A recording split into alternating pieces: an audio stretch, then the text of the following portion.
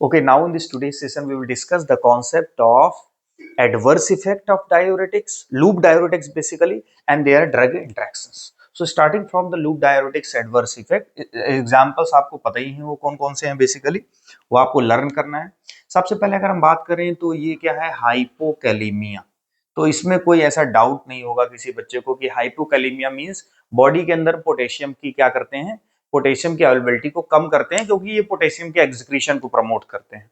और जब कभी बॉडी में पोटेशियम की कमी होगी तो आपको मस्कुलर वीकनेस होगा और कार्डियक एरिथमिया होगा, राइट। तो ये दोनों का कॉन्सेप्ट इससे कोरिलेट करने में आपको कोई इशू नहीं होना चाहिए।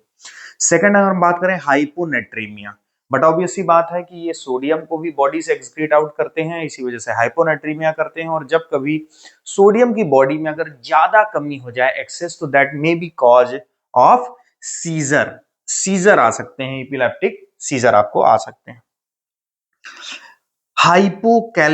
हाइपोकैल्सीमिया एंड हाइपोमैग्नीसीमिया हमने उसमें पढ़ रखा है बेसिकली लूप डायोरेटिक्स में, कि जब लूप डायोरेटिक्स को हम यूज करते हैं तो सोडियम पोटेशियम 2 क्लोराइड को ट्रांसपोर्टर को ब्लॉक करके वो बेसिकली इलेक्ट्रोनेगेटिविटी डेवलप करते हैं या लेस इलेक्ट्रोपॉजिटिविटी डेवलप करते हैं। डिटेल के लिए आप जस्ट लूप डायोरेटिक के मैकेनिज्म ऑफ एक्शन वाला वीडियो देख सकते हैं। ओवरऑल ये कैल्शियम और मैग्नीशियम के एक्सक्रीशन को भी क्या करते हैं, प्रमोट करते हैं। तो बॉडी में जब इनका मतलब किडनी के थ्रू जब इनका एक्सक्रीशन ज्यादा होगा तो बॉडी में इनकी क्या होगी, कमी होगी। तो इसी यही वजह है कि हाइपोकैल्सीमिया एंड हाइपोमैग्नीसीमिया कॉज करते हैं। बच्चों जब कभी कैल्शियम की कमी हो that may be lead to osteoporosis.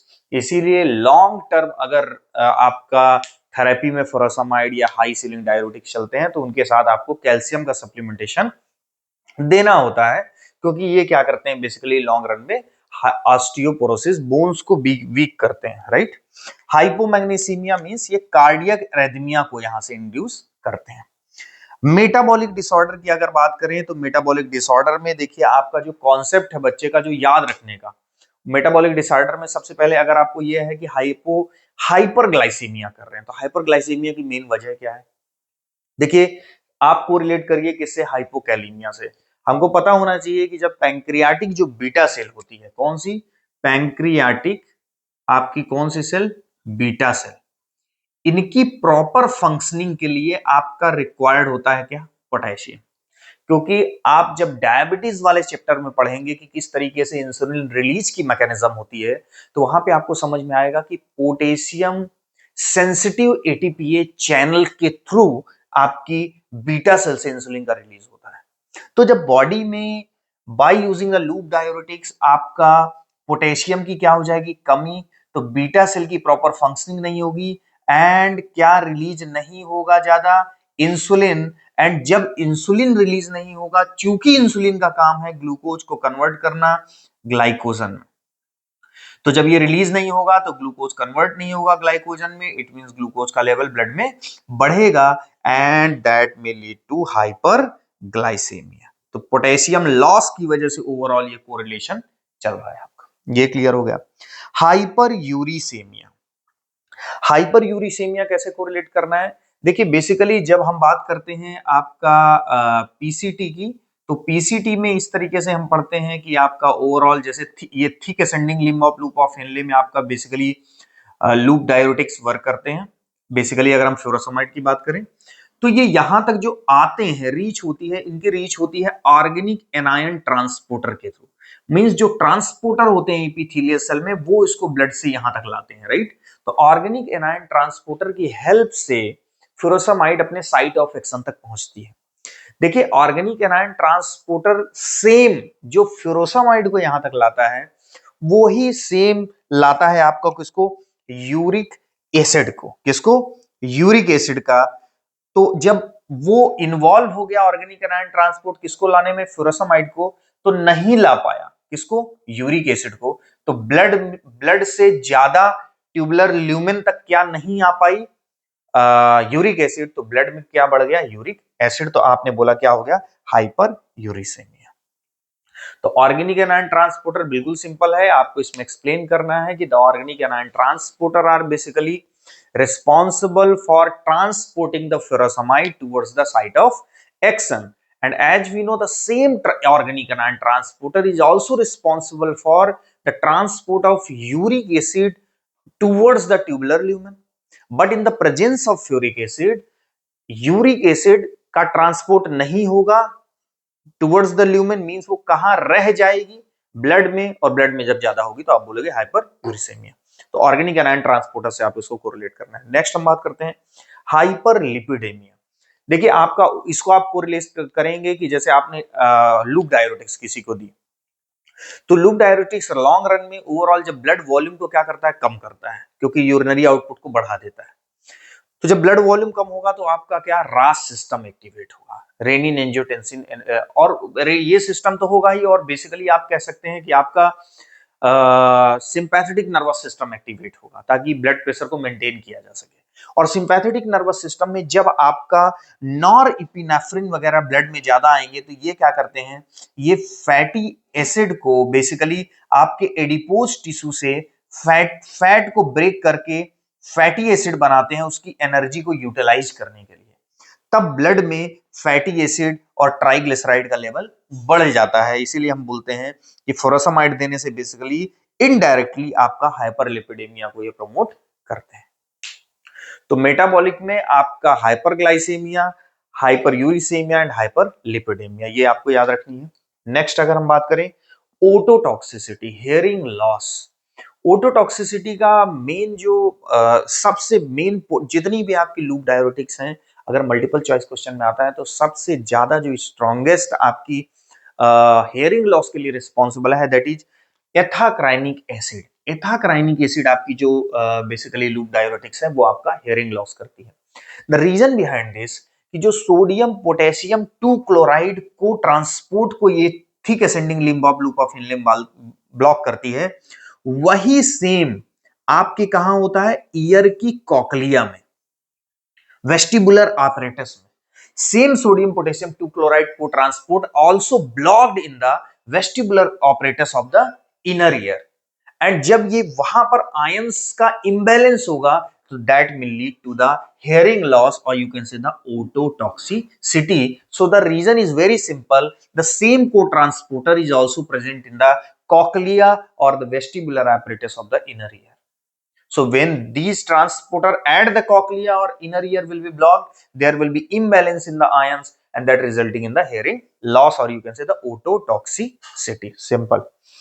Drug interaction की अगर हम बात करें तो बेसिकली आपके ड्रग इंटरेक्शन में आपका जो फ्यूरोसामाइड को आप नहीं देंगे किससे, डाइगॉक्सिन के साथ। क्यों? क्योंकि फ्यूरोसामाइड को अगर आप लूप डायरेटिक्स को डाइगॉक्सिन के साथ देते हैं तो वो डाइगॉक्सिन की टॉक्सिसिटी करेगा। और कैसे, देखिए सबसे पहले आपको पता होना चाहिए कि आपकी जो कार्डियक मायोसाइट होती है वहां पे कौन सा पंप ब्लॉक करती है, ये सोडियम पोटेशियम एटीपीएच पंप। अच्छा, सोडियम पोटेशियम एटीपीएच पंप को डाइऑक्सिन की मैकेनिज्म में जो हमने सीएचएफ में पढ़ा था, तो ये नॉर्मली सोडियम को क्या करता है, आउटवर्ड शिफ्ट करता है, क्योंकि एटीपी है तो अगेंस्ट द कंसंट्रेशन ग्रेडियंट करेगा, जबकि नॉर्मली सोडियम बाहर से अंदर आता है, राइट, और पोटेशियम को कहां लाता है, अंदर लाता है। तो ये 3 सोडियम बाहर ले जा रहा है और 2 पोटेशियम अंदर ला रहा है, बराबर। तो ये बात हो गई। अब चूंकि जब डाइगॉक्सिन ने इसको क्या कर दिया, ब्लॉक कर दिया, अच्छा, तो डाइगॉक्सिन इसको ब्लॉक करके अपना एक्शन देता है, ये बात तो बिल्कुल वेल नोन है सीएचएफ में। तो अब चूंकि फ्यूरोसामाइड और थियाजाइड के साथ इसलिए नहीं देना है क्योंकि फ्यूरोसामाइड खुद ओवरऑल पोटेशियम के लेवल को बॉडी में क्या कर रहे हैं, कम कर रहे हैं, हाइपोकैलिमिया के लिए रिस्पॉन्सिबल है। तो जब चूंकि ये पोटेशियम को जब अंदर लाएगा तभी ये किसको बाहर ले जाएगा, सोडियम को। तो जब इसमें पोटेशियम, इस पंप की वर्किंग के लिए अवेलेबिलिटी ऑफ द पोटेशियम कम है due to the use of furosemide और थियाजाइड लाइक डायूरेटिक्स, तो अब वो ब्लॉक ना, वो बाइंड ना करके ज्यादा बाइंडिंग किसकी होगी, डाइगॉक्सिन की। अगर आप डाइगॉक्सिन साथ में देते हैं, वैसे तो पोटेशियम को बाइंड करना चाहिए लेकिन ज्यादा से ज्यादा क्या बाइंड करेगा, digoxin, and that will lead to the digoxin toxicity. तो इसीलिए डाइगॉक्सिन हम साथ में नहीं देते हैं।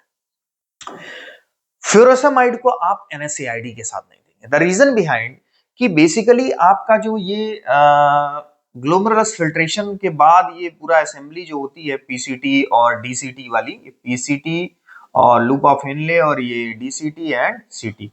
तो बेसिकली हो क्या रहा है कि फ्यूरोसेमाइड को जब आप NSAID के देते हैं, फ्यूरोसेमाइड को जब हमने पढ़ा तो उसमें देखा फ्यूरोसेमाइड वैसोडायलेटरी रिएक्शन होता है। तो फ्यूरोसेमाइड क्या करता है कि वैसोडायलेटेशन, ब्लड वेसल्स को डायलेट करता है। और देखिए ब्लड वेसल्स जितनी ज्यादा डायलेट होंगी, ब्लड फ्लो वहां पे उतना ज्यादा बढ़ेगा। ये तो सिंपल है। तो बेसिकली होता क्या है कि NSAID देने के साथ फ्यूरोसेमाइड की इफेक्टिवनेस कम हो जाती है।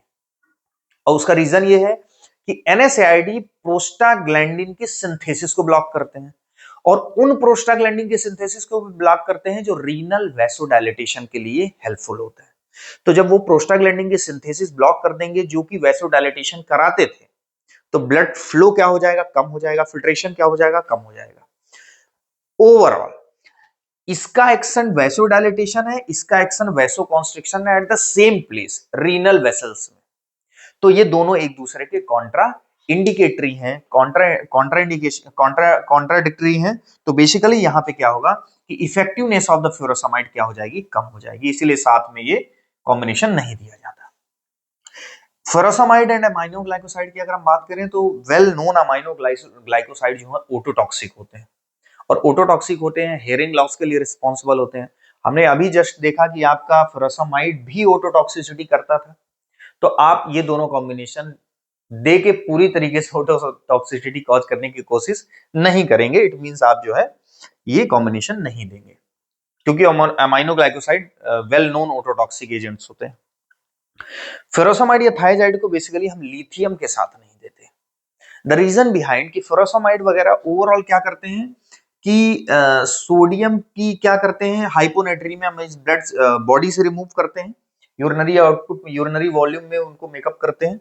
तो यूरिन के साथ जब रिमूव कर देंगे बॉडी में सोडियम का लेवल कम हो जाएगा। चूंकि लिथियम का ओवरऑल स्ट्रक्चर, ओवरऑल सिमिलरिटी किससे है, सोडियम से, तो क्या होगा, बॉडी इसको रीअपटेक करना चाहेगी, तो कई बार इसका रीअब्जॉर्प्शन वो ज्यादा कर लेगी।